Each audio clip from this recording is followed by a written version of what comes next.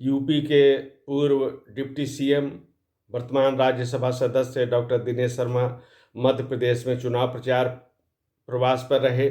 उन्होंने हरदा की अनेक विधानसभाओं में जनसंपर्क किया, चुनाव सभाएं की और कार्यकर्ताओं के स्तर पे भी उनका बहुत उनसे विचार विमर्श किया। इसके अलावा एक जो महत्वपूर्ण बात रही कि वो खास तौर पे जितने भी ये वनवासी क्षेत्र हैं उन सब में गए और यहाँ क्षेत्र में जाकर उन्होंने वनवासी परिवारों से संवाद किया और ये बताया कि किस तरह भारतीय जनता पार्टी सबका साथ सबका विकास जो नरेंद्र मोदी का चिंतन है उस पर अमल कर रही है, उसके हिसाब से कार्य कर रही है। और वनवासी समुदाय भी अपना भारत का जो है इनकी ओर भी सर्वाधिक ध्यान देने का काम जो है वो वर्तमान सरकार ने किया है, चाहे केंद्र की सरकार हो चाहे मध्य प्रदेश की जो भारतीय जनता पार्टी की सरकार हो। और जब ये तुलना हुई तो ये भी डॉक्टर दिनेश शर्मा ने बताया कि किस प्रकार ये जो करीब 15 महीने यहाँ पे कमलनाथ की सरकार रही, उसने ये जो कल्याणकारी योजनाएं थीं वो महिलाओं के लिए, वनवासियों के लिए, गरीबों के लिए, वंचितों के लिए उनको रोकने का काम किया, क्योंकि उनके अंदर एक डर था कि अगर ये योजनाएं क्रियान्वित हुई तो उसका श्रेय भारतीय जनता पार्टी और नरेंद्र मोदी को मिलेगा, क्योंकि उनकी शुरुआत नरेंद्र मोदी सरकार ने की थी। तो ये राजनीतिक विषय को भी उन्होंने जन कल्याण के दृष्टि से स्वीकार नहीं किया, यानी उन्होंने राजनीति को प्राथमिकता दी, लोगों के कल्याण को उन्होंने अवहेलना की।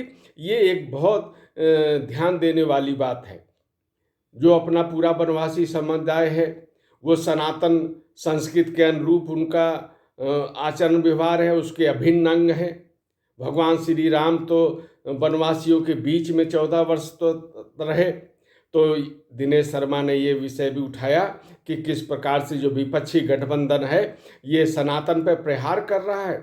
तो सनातन विरोधी जो गठबंधन है वो वनवासी समुदाय का भी हित नहीं कर सकता है, ये बात भी प्रत्यक्ष रूप से प्रमाणित हो रही है। और कमलनाथ की सरकार ने इसको यही करके दिखाया कि वो भी सनातन संस्कृति के अनुरूप कार्य नहीं कर सकती जिसमें हमारा वनवासी समुदाय है। ये उल्लेखनीय है कि डॉक्टर दिनेश शर्मा को यहाँ पे वनवासी समुदाय पे बड़ा समर्थन मिला। उनके कल्याण के लिए जो योजनाएं चल रही हैं उन पे लोग प्रसन्न नजर आए।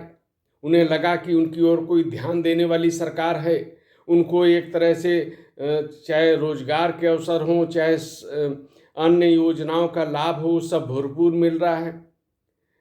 ये भी उल्लेखनीय है कि नरेंद्र मोदी के प्रयासों से वनवासी समुदाय की महिला आज देश के सर्वोच्च पद पे है। और ये भी ध्यान रखना होगा कि इनको पद तक पहुंचने में इसी विपक्षी गठबंधन ने जो सनातन पे हमला बोल रहा है उसने रोकने के लिए एड़ी चोटी का जोर लगाया था, लेकिन वो निष्फल हुए।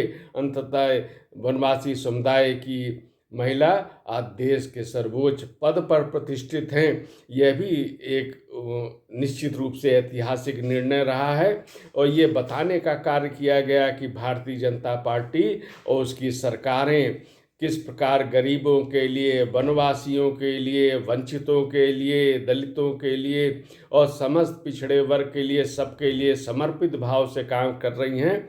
इस प्रकार के जो विषय थे अनेक उठाए दिनेश शर्मा ने।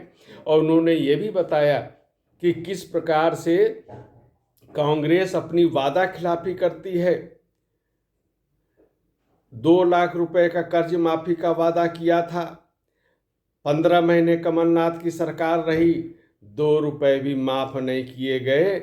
ऐसे लोगों के वादों पर विश्वास भी नहीं करना चाहिए। और दूसरी ओर भाजपा की मध्य प्रदेश की सरकार है, लाडली बहन योजना चला रही है। बहनों में, महिलाओं में स्वाभिमान जागृत हो रहा है, स्वावलंबन के उनके प्रयास हो रहे हैं, उनको शिक्षित बनाने का कार्य किया जा रहा है। इसी प्रकार जो गरीबों को राशन देने की बात हो और अन्य सुविधाएं की बात हो, आवास योजना हो, इन सब से लाभान्वित किया जा रहा है।